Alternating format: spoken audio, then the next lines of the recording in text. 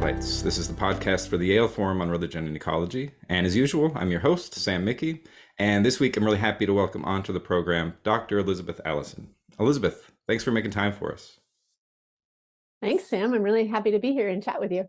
Yeah, I'm excited. We got a lot to talk about. And for folks who don't know you, you're a professor of ecology and religion at the California Institute of Integral Studies in San Francisco, California. And you're the founder and chair of the graduate program in ecology, spirituality, and religion. And you were on the podcast almost 3 years ago, and a lot's changed. Anybody who's been paying attention to the world knows it's been a big 3 years. And one of the big things that's changed is you have hit a big milestone this year with the program, and Ecology, Spirituality, and Religion is celebrating its 10th anniversary. And so we have a lot to talk about. It's an exciting program, and more programs in religion and ecology have kind of been popping up around the world.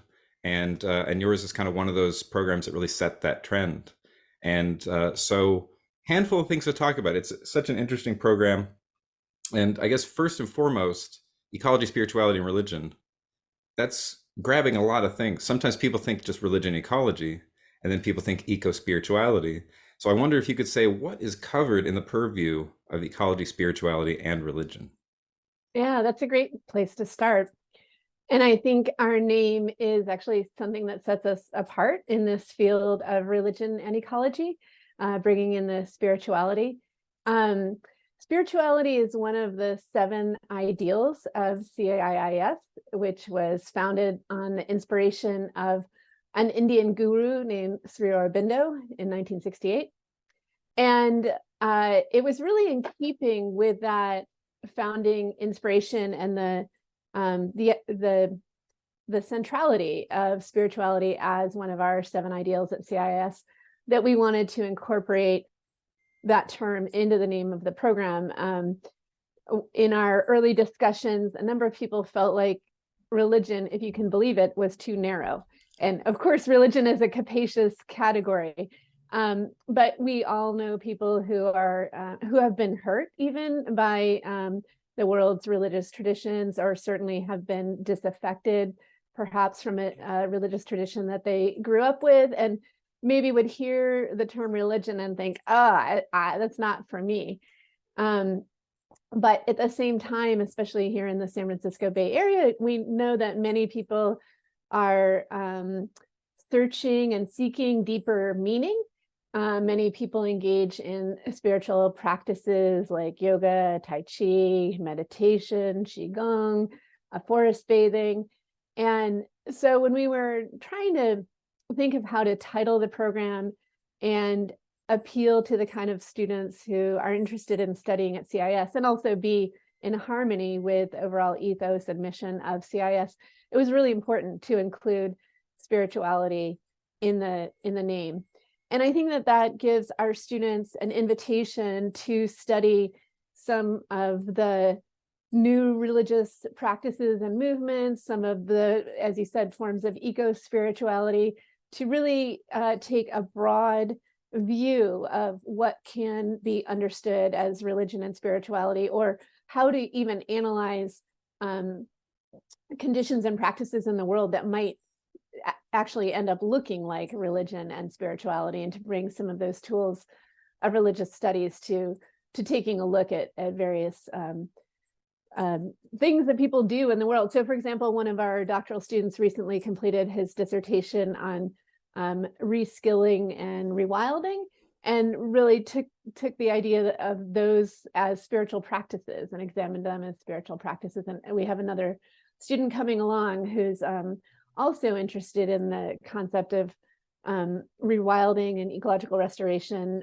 as ritual practices, like building on Gretel Van Weeren's earlier work, going deeper into that and looking at more ways that can be understood. So I think spirituality creates an opening for a broader study of religion related and religion seeming practices, ideas, and texts. Nice. Yeah, that's very well said. I really appreciate that kind of capaciousness because religion's such a contested category. Sometimes even people squarely in the field of religious studies are like, I don't know if there's such a thing as religion.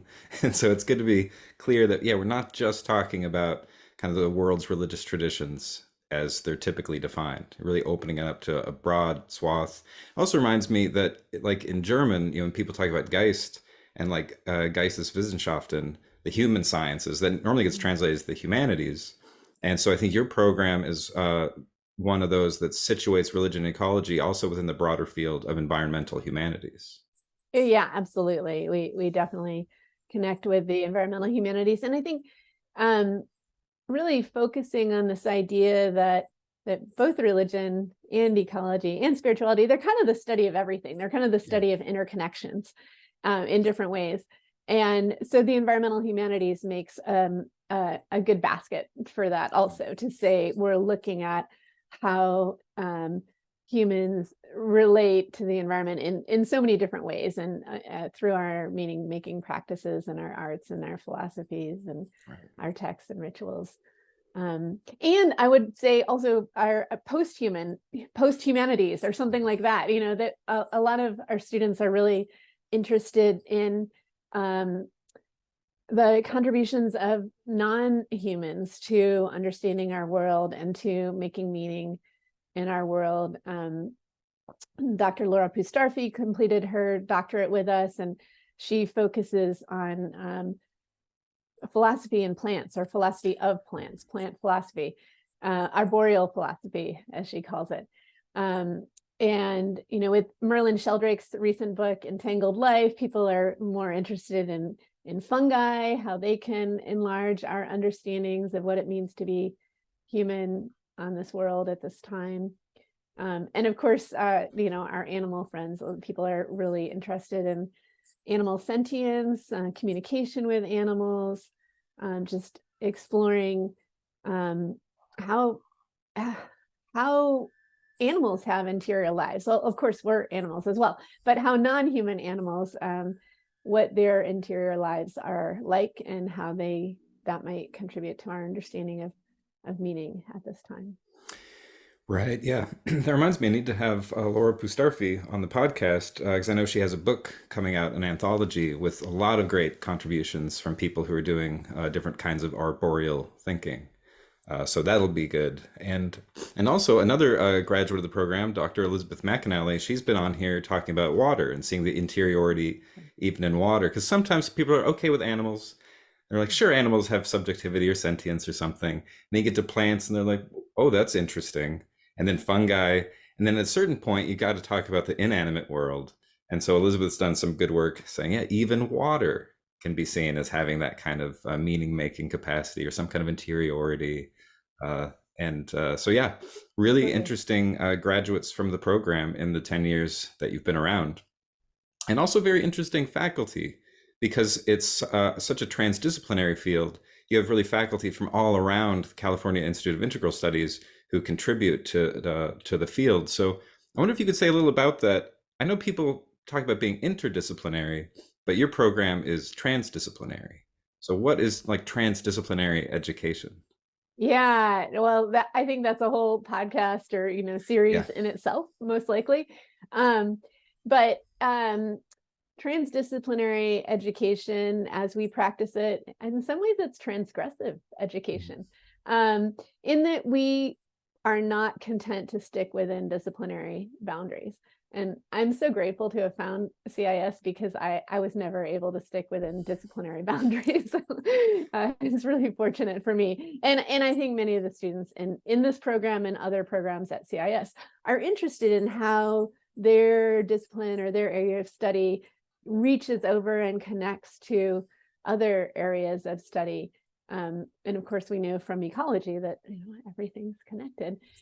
So initially, when we launched the Ecology, Spirituality, and Religion program, we had contributions from faculty in anthropology, as well as in philosophy, cosmology, and consciousness. So we had Robert McDermott with a background in philosophy and esoteric studies, and Brian Thomas Swim, who's well known for the journey of the universe, and the universe is the green dragon, and cosmogenesis, his many other books. So taking the cosmological perspective, and Matumbo Mpanya was our colleague in anthropology who helped. And then also Stephen Goodman in Buddhist studies was a big contributor, as well as Jim Ryan in Hindu studies. So you can see right there, and my background is in environmental studies and environmental policy and management, as well as religious studies. So you can see that we had really a rich cauldron of ideas cooking together. And what's really interesting at this point in our 10-year history is that all of the senior colleagues I just mentioned have retired, or in the case of Stephen Goodman, passed away, which is very sad. And so in the past couple of years, we've been in this real transitional phase with connecting with a new generation of colleagues to contribute to this program. And so some are actually graduates of the program. So Dr. Chantel Noah Forbes is teaching Indigenous Lifeways and Ecology for us. And then Dr. Rachel Vaughn, who is a clinical counselor, is teaching about eco-emotions right now. And I'm trying to think, oh yes, Dr. Charlotte Sims, who is an interdisciplinary artist and just completed a degree in ecological studies in Mexico, is now teaching decolonial approaches to ecology and the environment. So it's been quite this shift over time.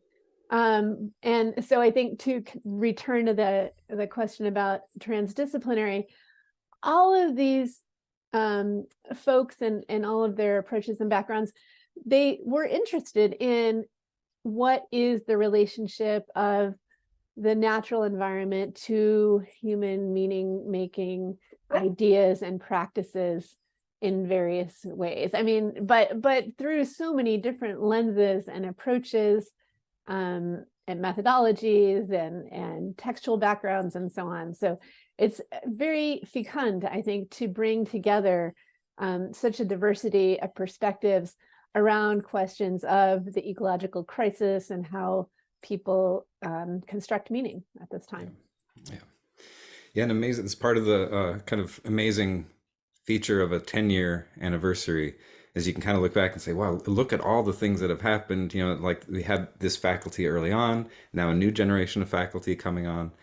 So it'll be exciting to see where it is in another 10 years. I'm sure, you know, so much transformation. Speaking of, you know, transgressive education, it's also transformative education.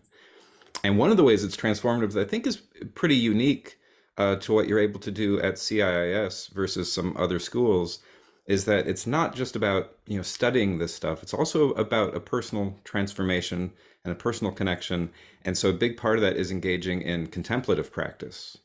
And you know, some schools are like, if you want to do contemplative practice on your own, that's okay, but we're not necessarily going to bring that into the classroom and into the curriculum.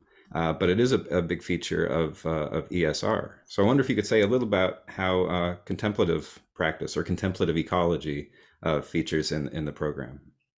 Yeah, absolutely. I think that it's central to many of our classes. Again, connecting with that founding inspiration and spirituality as one of our 7 ideals at CIS. Many of us incorporate contemplative practices into our class, and there's of course lots of empirical literature about the benefits of contemplative practices for personal well-being, for reducing stress. You know, there was a very large and long-standing project on mindfulness-based stress reduction that examined, you know, the biophysical markers of stress reduction. So we know that contemplative practices are really beneficial, not only for personal well-being, but also there's a lot of literature on how they help people learn, because people become more calm, more centered, more present, and are more able to learn. And but I don't want to only focus on the sort of pragmatic aspect. I mean, I think back to the spirituality, you know, there's there's just intrinsic value in contemplative practices. And we do have this freedom at CIS to incorporate different kinds of practices into our courses. So sometimes we'll start with a few moments of meditation. Sometimes we'll have some movement, especially in preparation for public speaking. We might have students move around and sort of enlarge their rib cage and do some movement practices. I've come across in my own work meditative practice that has been very helpful for identifying sources of strength and resilience. And so I've shared that with my students in some of my more intense environmental classes where we're looking at the state of the planet and global environmental degradation, and people tend to get pretty depressed about it because it's pretty depressing. And they were asking me, well, how should we sit with this? What can we do with this? And of course, Joanna Macy's work, the work that reconnects, is very helpful there. So that's one place that I directed them. But also realized that this meditative practice that I had been practicing on my own, I find very supportive. So I started sharing it with my students, and they likewise found it supportive. So that's a way to kind of take in really intense information and not become destabilized by it. It's a way of sort of returning to the body, and recognizing the supports and the resilience that are always within. And so I think that's a really valuable practice.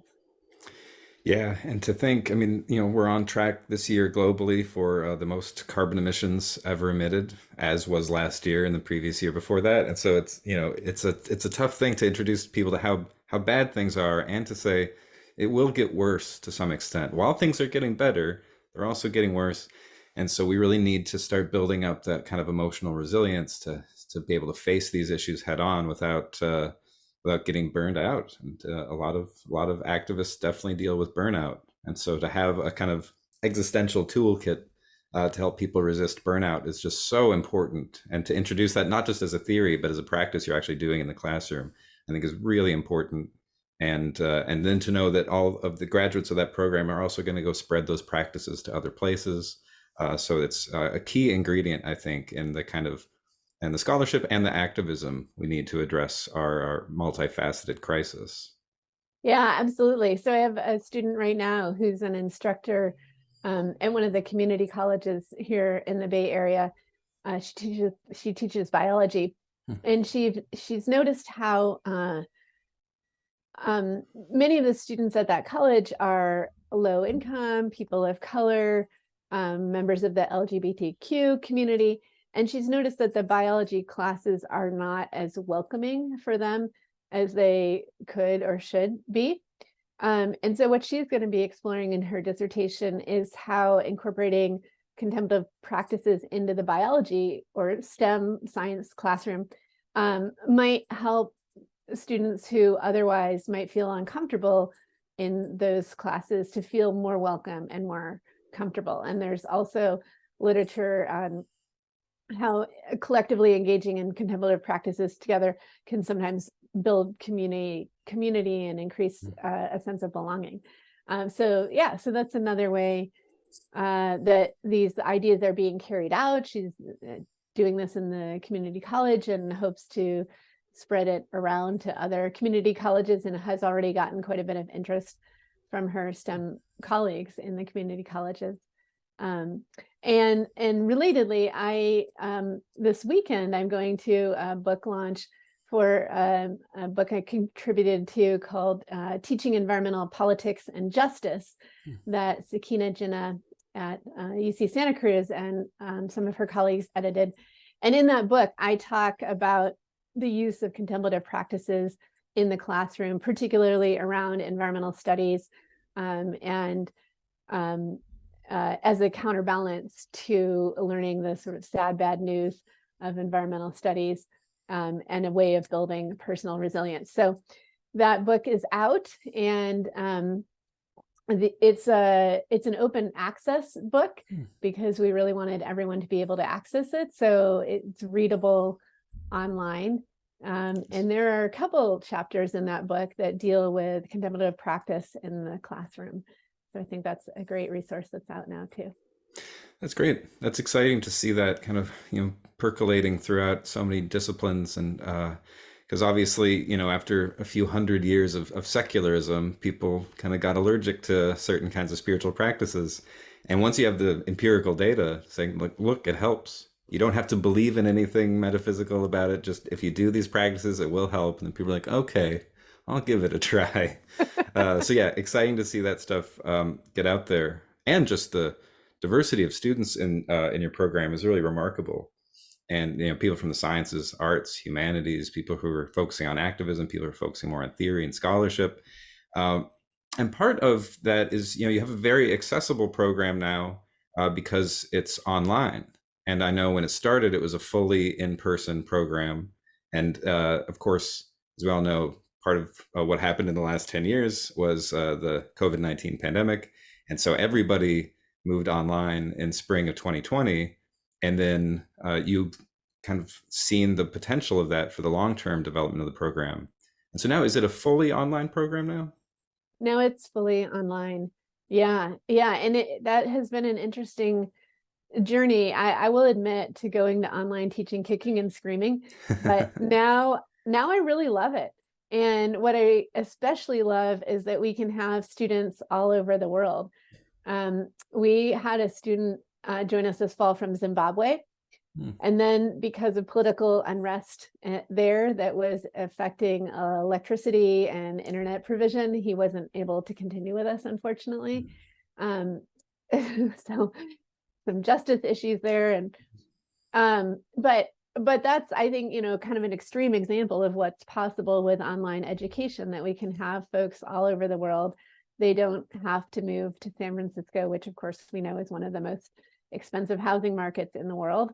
And even before the transition to online, we did encounter students who said, oh, I really love this program, but I can't move either because I'm worried about housing costs, or because my family is here, my career is here, my community is here.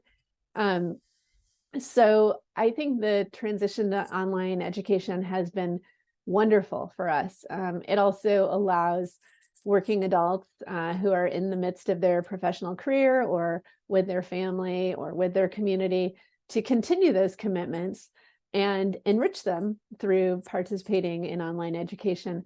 And a lot of our course offerings are largely asynchronous, not completely asynchronous, but there's a lot that students just do on their own time. So it might be at 8 at night, or at 8 in the morning, or midnight, or who knows when they're doing their work. Another thing I really love about it is that it puts everyone on an equal playing field as far as who speaks. As you know, when you're in the classroom, there are some people who are very quick thinkers. They're very enthusiastic to speak. They've got an answer to every question. And there are other people who just need more time to process, or they're feeling a little shy, or they're not so comfortable speaking up. But when we have a required comment on a topic, everyone contributes, at their own time and at their own pace, but everyone contributes, and we get to hear from everyone. So that has been a wonderful development, and something that wasn't expected.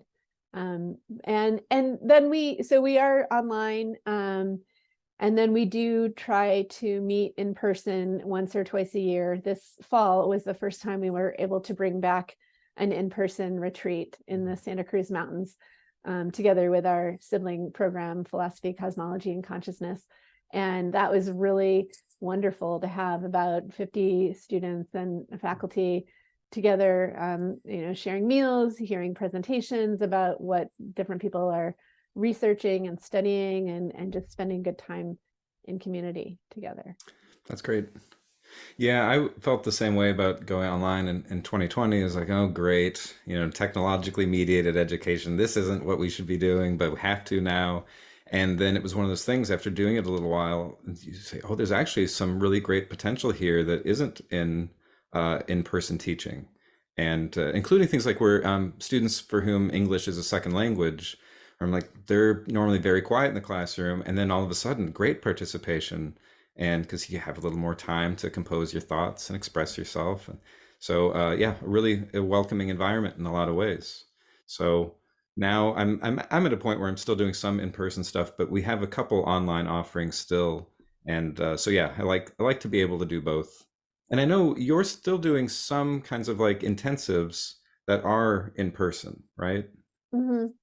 Yeah, we have a few intensives, one on food ethics that takes place at a farm near San Jose, Mm. um, where we engage with farm chores and planting and livestock, and then also talk about the sort of the cycle of food that we engage with, and the different factors that go into the production and consumption of food, and what it means to be an ethical consumer of food, which is, of course, different for everyone. We're not presupposing one answer here, but I think that, again, that practice of engaging with food production on the farm kind of brings home some of the ideas when we turn to the ethical texts with Peter Singer and people like that, to think about, yeah, what it means to be an ethical consumer of food.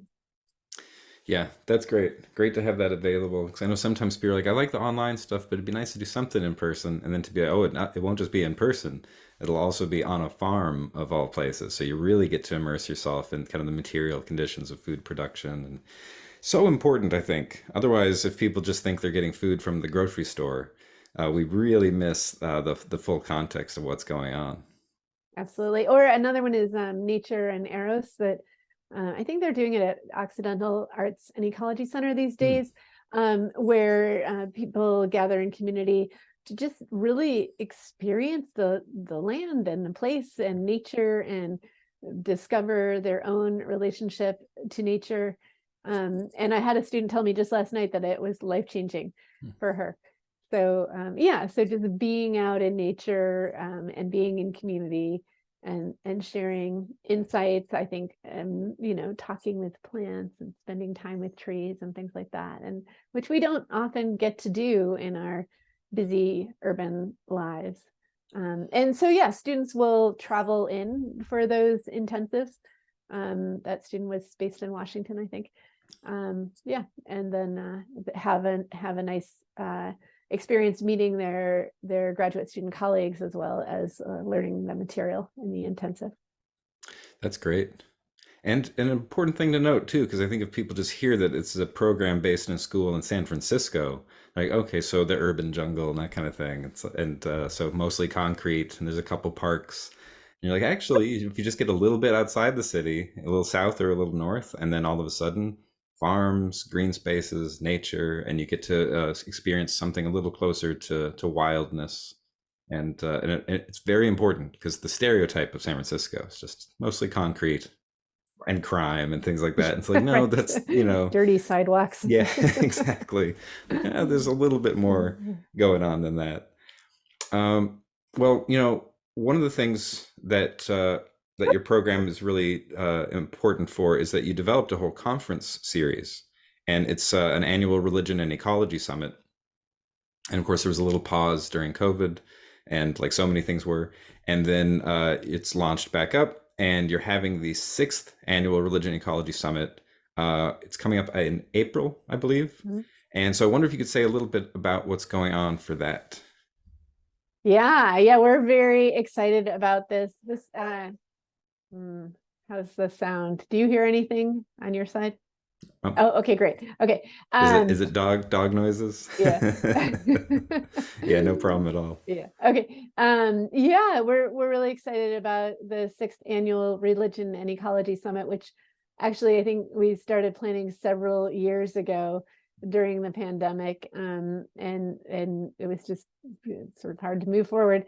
But it's come together now, and the focus is on queer ecologies and religions. And we have observed that queer theory has influenced religious studies, particularly in the humanities, a lot, to really challenge stale binaries, to break down gender binaries and to explore how categories are often way more complicated than we first recognize.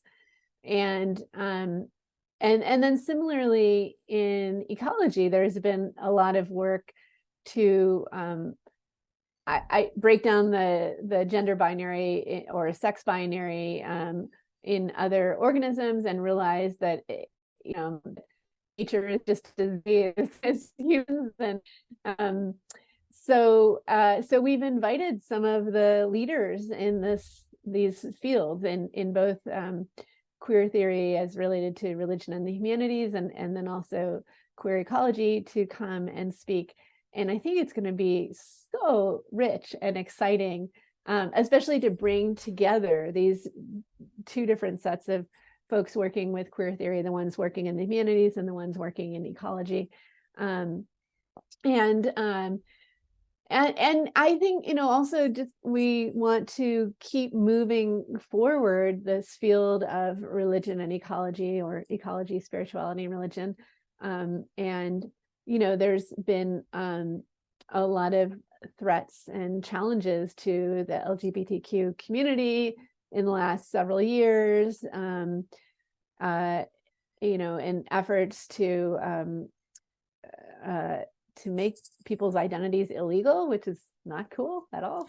So we wanted to do something positive to bring attention not only to this intellectual field and the conceptual work that a lot of these leading theorists are doing, but also to just say, like, this is part of reality. This is part of nature. This isn't something you can legislate away. Like, moving beyond the binary exists all throughout nature, all throughout the world.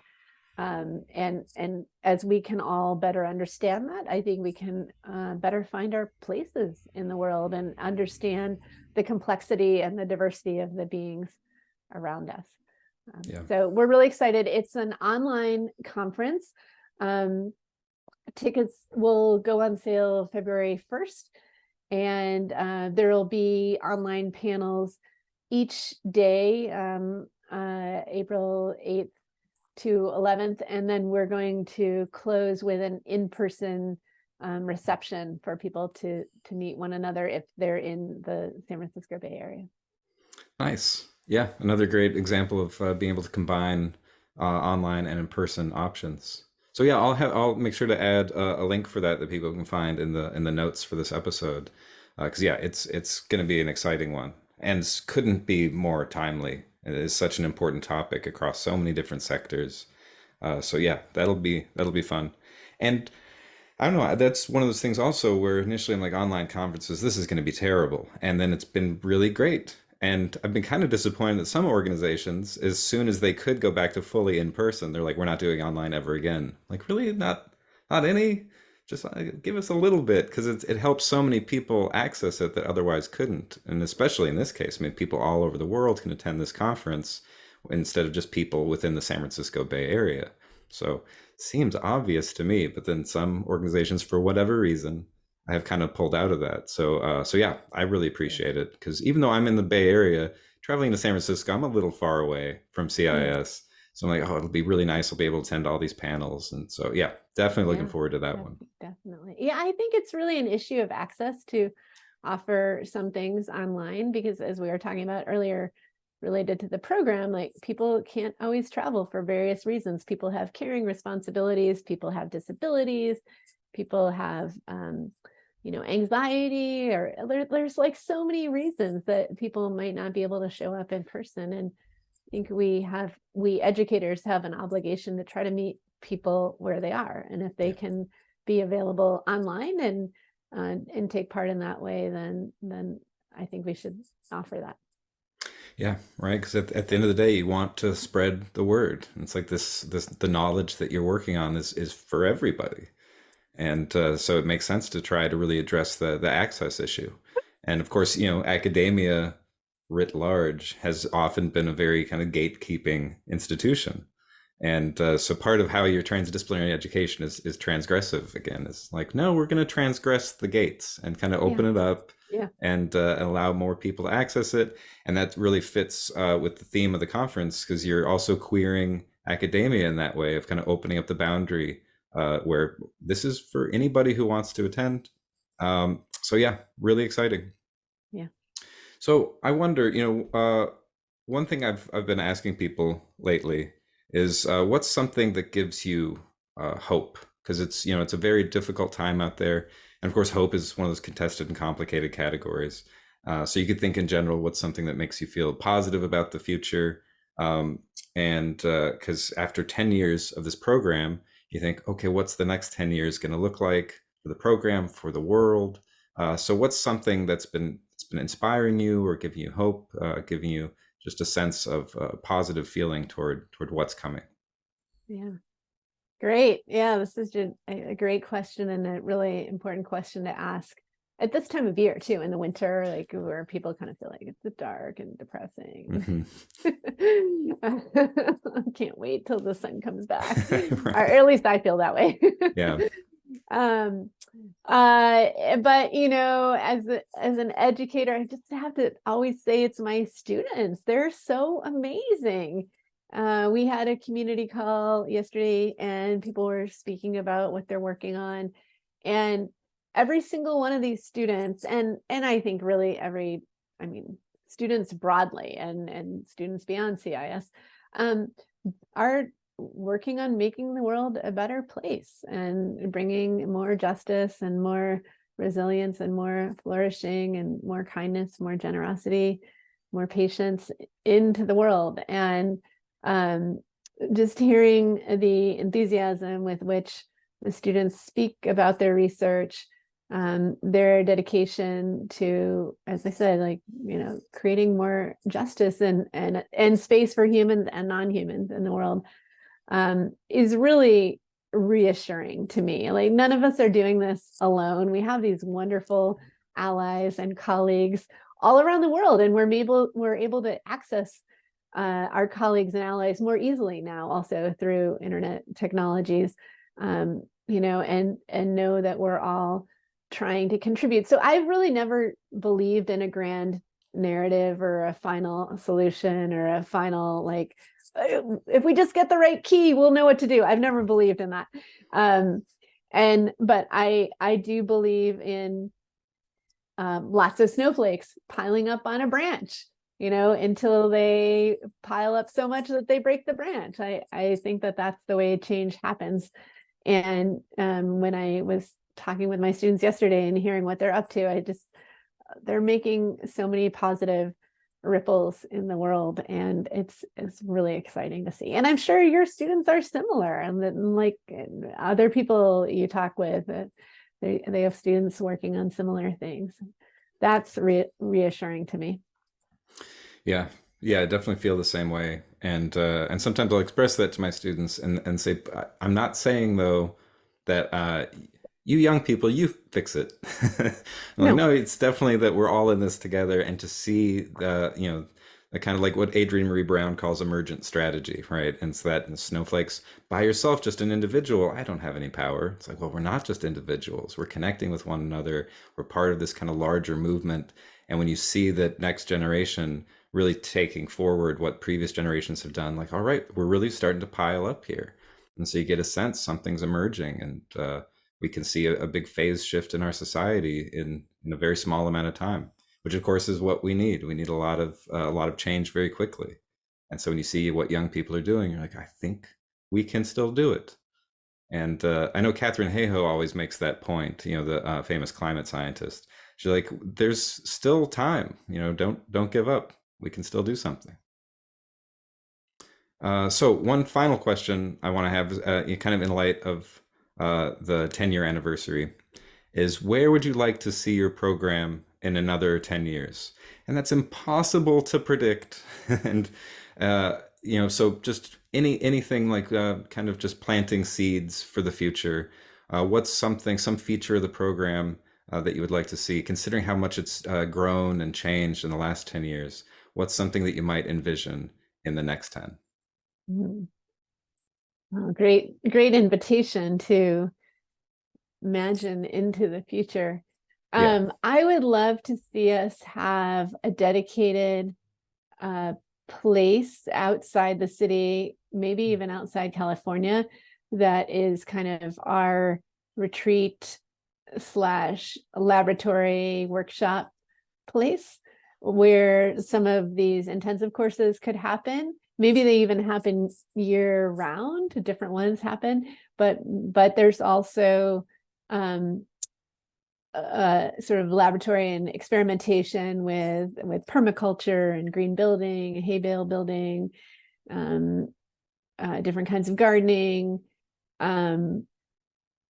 even reskilling. I think that traditional crafts like canning and preserving food are going to become more important going forward. We're going to perhaps return to the skills of our grandparents. So I'd love to have a place where people can learn and practice and teach those skills, as well as studying the more theoretical topics of religions and philosophies. And I'd love to see our program have both a in-person intensive kind of format on a piece of land somewhere, and then also this more accessible online format, and people could kind of move between them or choose different things at different times.